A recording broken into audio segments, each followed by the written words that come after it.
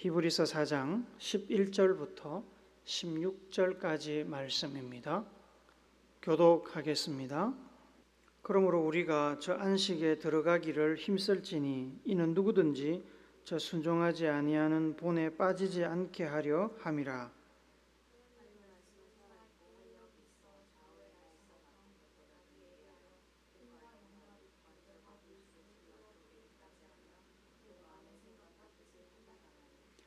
지으신 것이 하나도 그 앞에 나타나지 않음이 없고 우리의 결산을 받으실 이의 눈 앞에 만물이 벌거벗은 것 같이 드러나느니라.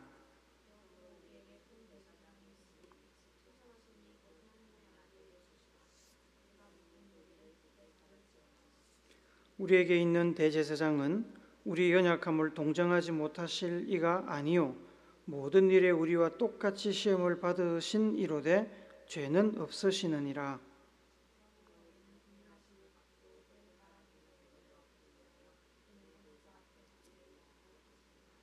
아멘. 미국의 자동차 왕이라고 불리는 포드 자동차를 설립한 헨리 포드가 이런 말을 했습니다. 사람은 일하기 위해서 이 땅에 태어나는 것이다. 단지 명상하고 느끼고 꿈꾸기 위해 이 세상에 태어나는 것은 아니다. 모든 사람은 그의 능력에 따라 자기가 하고 싶은 일을 할 때에 가장 빛나는 것이다. 그러나 일만 알고 휴식을 모르는 사람은 브레이크 없는 자동차와 같이 위험하기 짝이 없다. 우리 모두는 이 땅에 태어날 때 우연히 태어나지 않습니다. 헨리 포드는 일하기 위해서 태어난다고 했지만 기독교에서는 사명이라고 부릅니다. 모든 사람은 태어날 때 하나님께서 맡기신 사명을 가지고 태어납니다. 그리고 평생 그 사명을 이루며 삽니다. 사명이 있기에, 해야 할 일이 있기에, 인생의 목표가 있기에 아무렇게나 놀면서 세월을 낭비하는 것은 생명의 목적을 위배하는 일이고 하나님의 뜻이 아닙니다. 그렇다고 휴식을 모르고 일만 하라는 이야기가 결코 아닙니다. 헨리 포드 시대의 미국이나 얼마 전까지 우리나라나 생계를 위한 것이기도 했지만 열심히 쉬지 않고 일하는 것이 미덕이던 때가 있었습니다. 휴가를 이야기하면 배부른 소리 한다고 핀잔을 주던 시절이었습니다. 그러나 강산도 바뀌고 사회도 바뀌고 사람들의 생각과 가치도 바뀌었습니다. 적절하게 쉬어주어야 생산성이 높아진다는 문화가 받아들여지고 이제는 휴가는 당연한 것이 되었습니다. 직종이나 상황에 따라 차이가 좀 있겠지만 일과 시간 이후나 주말에 직장과 관련된 연락은 피해야 할 철진한 꼰대의 문화가 되었습니다. 쉼은 우리를 정신적, 정서적으로 건강하게 만듭니다. 한 신문에 난 기사를 보니까 성공 요소 가운데 지능, IQ가 차지하는 비중은 20%밖에 되지 않는다고 합니다. 나머지 80%는 감성, EQ가 결정한다고 합니다. EQ를 높이는 방법은 여러 가지가 있습니다만 그 중에 하나가 잘 노는 것, 잘 쉬는 것입니다. 그래서 아이들이 어릴 때부터 노는 법, 잘 쉬는 법을 가르쳐 주는 것은 매우 중요합니다. 그런데 요즘 들어 세상이 너무 빠르게 변하다 보니까 적절한 쉼을 가지는 것은 틀림없이 필요하지만 그 쉼이 현실적인 상황을 벗어나서 지나치게 강조되고 있는 듯한 모습이 사회 곳곳에 나타납니다. 특히 젊은 사람들에게서 보여집니다. 적당히 벌면 쉬고 쉬다가 돈이 떨어지면 또 일하는 이런 사람들이 많이 생겨났습니다. 부모가 재산이 많아서 그런지는 모르지만 좋은 일자리가 없다는 이유로 아예 일자리를 구하려고 하지 않는 사람들도 많습니다. 한때 광고에 열심히 일한 당신 떠나라 이런 문구가 유행한 적이 있었습니다. 적극적으로 아무것도 안 하고 싶다 이런 광고 있지 않습니까? 열심히 일하다가 재충전을 위해서 쉼을 가질 때 그 쉼이 진짜 꿀맛이며 참다운 가치를 가집니다. 매일 집에서 쉬면서 또 휴가를 가겠다고 하면 그 쉼의 효과는 현저히 떨어지고 삶을 포기하는 선택이 될 수 있습니다.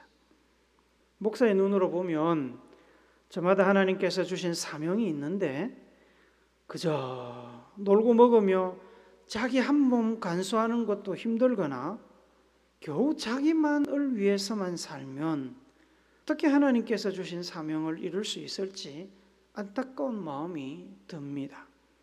주신 사명을 이루고 하나님 앞에 갈 때까지 이 땅에서의 우리의 쉼은 자신의 삶의 위치와 방향을 점검하고 일의 노예가 되거나 일로 인해 삶이 망가지지 않도록 자기를 살피며 재충전하는 시간이어야 합니다. 사명을 이루기 위한 쉼이어야 된다는 말입니다. 그렇지 않고서 그저 쉬고 여유만 가지겠다는 것은 탐욕이고 게으름이고 태만입니다. 창조주 하나님에 대한 파업입니다. 태업입니다. 히브리서는 끝마무리가 편지 형식으로 되어 있어서 편지글이라고 부릅니다만 내용은 교리문서에 가깝습니다. 신앙이 나태해지며 예수님께 받은 구원에 무관심해지는 성도들이 나타나는 교회를 생각하면서 쓰여진 글입니다. 구원은 죄로 인해 죽을 사람이 예수님의 생명값으로 죽음에서 벗어나 살게 되는 것을 말합니다. 이 땅에서의 구원은 하나님의 자녀이자 백성이 되는 신분의 변화를 의미하기 때문에 구원받은 사람이나 받지 않은 사람이나 사실 별다른 차이가 없어 보입니다. 그래서 구원받은 사실을 가볍게 여기고 간과하는 경향이 있습니다. 하지만 삶을 다한 뒤에 하나님 앞으로 가면 이야기가 달라집니다. 구원받지 못한 채 죽은 사람은 영원한 죽음이 기다리는 지옥으로 가게 되고 구원받은 사람은 영원한 생명과 쉼의 나라, 하나님의 나라로 들어가게 됩니다. 히브리서 3장 4장에 보시면 구원받은 이들이 하나님의 나라로 들어가게 되는 것을 하나님의 안식에 들어간다라고 표현을 합니다. 히브리서 4장 10절 말씀 우리 같이 읽어봅시다. 시작. 이미 그의 안식에 들어간 자는 하나님이 자기 일을 쉬심과 같이 그도 자기의 일을 쉬느니라. 사명을 이루기 위해서 이 땅에서 흘린 눈물과 땀, 수고를 다 마치고 하나님 나라에서 영원한 안식을 누리게 된다는 말씀입니다. 예수님을 통해 구원받아 하나님의 안식에 들어가는 사람이 있다는 말은 들어가지 못하는 사람도 있다는 말입니다. 하나님께서 안타깝게 생각하시는 것은 아예 하나님도 모르고 말씀도 모르는 사람들은 어쩔 수 없다 치더라도 하나님의 말씀을 받고 능력도 보고 하나님의 인도하심도 경험하고도 그것을 믿음과 결부시키지 못하고 믿음이 없어서 하나님의 안식에 들어가지 못하는 사람이 있다는 사실입니다. 평생 교회를 다녀도 하나님 나라에 들어가지 못하는 사람이 있을 수 있다는 말입니다. 여러분은 어떻습니까? 히브리서는 이 사실을 모세가 애굽에서 이끌고 나온 유대인들에 빗대어서 설명을 합니다. 여러분이 잘 아시는 대로 모세는 출애굽할 당시에 장정만 60만 명, 여자들과 아이들, 노인들을 합치면 적어도 200만 명은 되었을 사람들을 이끌고 나왔습니다. 하나님께서는 아브라함에게 주신 약속을 이루기 위해서 80세나 되었던 모세를 통해 애굽에서 놀라운 일들을 행하시고 노예로 살고 있던 이스라엘 백성들, 곧 히브리인들을 해방하셨습니다. 모세는 그들을 이끌고 하나님께서 약속하신 가나안 땅으로 이동했습니다. 하지만 모든 사람들이 하나님의 약속을 진심으로 의지하며 모세와 하나님을 신뢰하고 있던 것은 아닙니다. 눈으로 수많은 기적과 능력을 보았음에도 눈에 보이지 않는 하나님을 믿지 못하고 불평하고 원망하며 하나님께서 세우신 지도자 모세를 위협하고 하나님을 시험하는 사람들이 있었습니다. 혈통적으로는 틀림없이 유대인들이었고 모세와 함께 했던 백성들이었지만 그들은 하나님을 신뢰하지 못했습니다. 하나님께서는 그들에게 실망하셨고 믿지 못하는 자들을 가나안 땅에 들어가지 못하게 하셨습니다. 불신앙으로 인해서 여호수아와 갈렙을 제외하고 출애굽할 당시 20세 이상이었던 사람들은 모두 광야길에서 죽었습니다. 그리고 이스라엘 백성들은 40년을 광야에서 유랑해야 했습니다. 40년을 약속의 땅을 사모하던 이들은 하나님의 약속대로 가나안 땅에 들어가서 이제 유랑을 멈추고 정착하며 안식을 누리게 되었습니다. 같은 하나님의 백성으로 같은 하나님의 종 모세의 인도를 따라다녔고 같은 기적을 체험했음에도 불구하고 약속의 땅에 들어가 안식하게 된 이들도 있었지만 그렇지 못한 이들도 있었던 것처럼 많은 사람들이 복음을 듣고 기적을 체험하고 교회를 다니지만 그러한 경험들이 믿음으로 안착하지 않는 사람들도 있습니다. 온전히 하나님을 믿고 말씀에 순종하여 천국에 들어가고 영원한 안식 쉼을 누리게 된 사람들이 있는가 하면 그렇지 못하여 순종하지 않아서 천국에 들어가지 못하고 안식을 누리지 못하게 된 사람들도 있습니다. 천국에서 누리게 될 영원한 안식의 맛보기를 율법을 통해 보여주신 것이 바로 안식일 제도입니다. 안식일에 관해서는 십계명의 제4계명에서 분명하게 말씀하고 있습니다. 출애굽기 20장 8절부터 11절까지 우리 같이 읽읍시다. 좀 길지만 같이 읽습니다. 시작. 안식일을 기억하여 거룩하게 지키라. 여세 동안은 힘써 내 모든 일을 행할 것이나 일곱째 날은 내 하나님 여호와의 안식일인즉 너나 내 아들이나 내 딸이나 내 남종이나 내 여종이나 내 가축이나 내 문 안에 머무는 객이라도 아무 일도 하지 말라. 이는 여세 동안에 나 여호와가 하늘과 땅과 바다와 그 가운데 모든 것을 만들고 일곱째 날에 쉬었습니다. 그러므로 나 여호와가 안식일을 복되게 하여 그 날을 거룩하게 하였느니라. 그 날을 거룩하게 하셨다는 이 말은 우리가 함부로 침범해서는 안 된다는 뜻입니다. 함부로 변경하거나 바꾸어서 안 되고 꼭 지켜야 된다는 그런 의미죠. 6일 동안에 열심히 일한 뒤에 종이나 나그네나 남자나 여자나 모든 사람은 쉬어야 된다. 심지어 짐승도 쉬어야 된다. 이것이 하나님의 뜻입니다. 그리고 그날에는 하나님 앞에 예배를 드리며 쉬면서 체력을 회복하고 마음의 여유를 가지고 삶을 정비하는 시간을 가지는 것입니다. 하나님께서는 안식일에 일한 사람에 대해서는 돌로 쳐 죽이라고 엄격하게 명령하셨습니다. 그만큼 엄격하게 안식일을 지키라는 겁니다. 다른 누구도 아니고 스스로를 위해서 쉼을 가져야 됩니다. 그리고 그렇게 해야 천국에서 누리게 될 영원한 안식을 잊지 않고 기억하고 사모하게 될 것입니다. 우리가 주일을 늘 지키면서 쉼을 가지는 것은 천국에서 누리게 될 영원한 안식을 맛보는 것이고 그것을 사모하기 위하여 지키는 것입니다. 사모해야 이 땅에 있는 동안에 한눈 팔거나 다른 곳에 마음 빼앗기지 않고 하나님의 안식에 들어가기 위해 열심을 낼 것입니다. 11절은 이런 의미에서 주시는 말씀입니다. 한 번 더 읽습니다. 시작. 그러므로 우리가 저 안식에 들어가기를 힘쓸지니 이는 누구든지 저 순종하지 아니하는 본에 빠지지 않게 하려 함이라. 하나님의 말씀과 능력을 경험하고도 현실에 마음과 생각을 다 빼앗겨서 불평과 불만과 원망만 앞세우다가 가나안 땅에 들어가지 못한 이스라엘 백성들처럼 되지 않도록 하나님의 나라와 영원한 안식을 사모하며 말씀에 순종하고 주어진 사명을 이루기 위해서 힘쓰라는 것입니다. 마약이나 게임이나 중독성이 강한 무언가에 깊이 빠지면 다른 것에 마음을 주지 않습니다.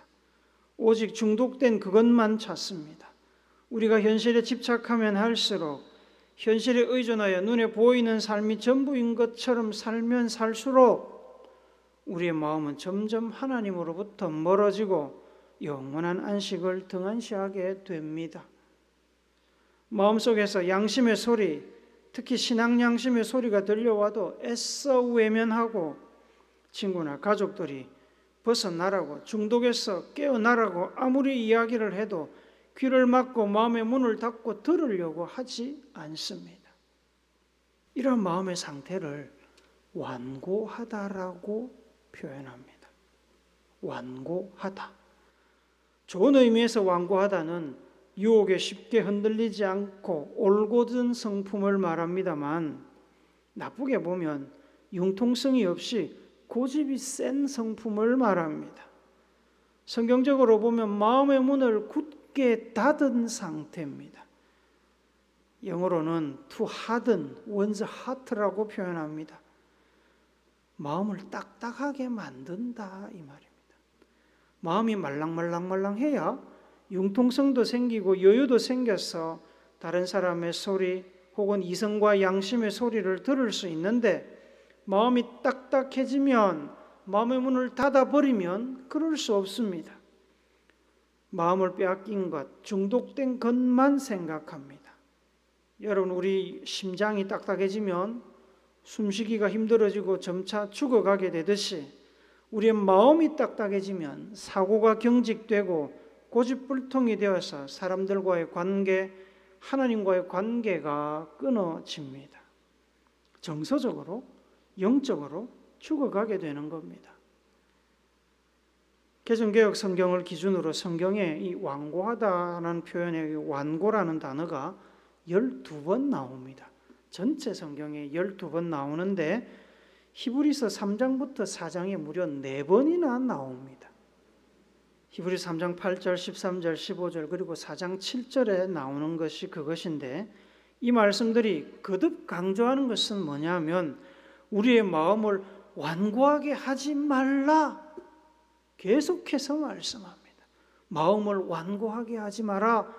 마음의 문이 닫히도록 내버려 두지 말라. 히브리서 3장 8절을 같이 읽어봅시다. 시작.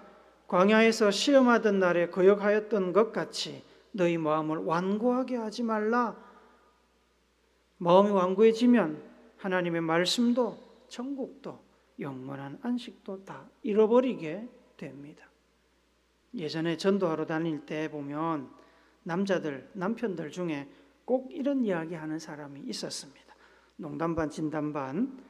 자기는 마음대로 살다가 자기 부인 천국 갈 때 부인 치맛자락 붙들고 같이 천국 들어갈 거라고 말입니다. 가당찮은 말씀입니다. 그렇죠? 죽었다가 깨어나도 있을 수 없는 일입니다. 하나님의 심판에는 1+1 묶음 배송이 없습니다. 1인 1구원. 카페 가면 1인 1메뉴 하잖아요. 1인 1구원입니다. 원리 원칙대로 심판하십니다. 하나님의 원리 원칙이 뭡니까? 말씀이죠. 이 말씀입니다. 하나님의 말씀이 어떤지 아십니까? 12절 말씀 다시 한번 읽어봅시다. 시작. 하나님의 말씀은 살아있고 활력이 있어 좌우의 날선 어떤 검보다도 예리하여 혼과 영과 및 관절과 골수를 찔러 쪼개기까지 하며 또 마음의 생각과 뜻을 판단하나니, 한마디로 하면 뭡니까? 하나님은 다 알고 계신다는 겁니다.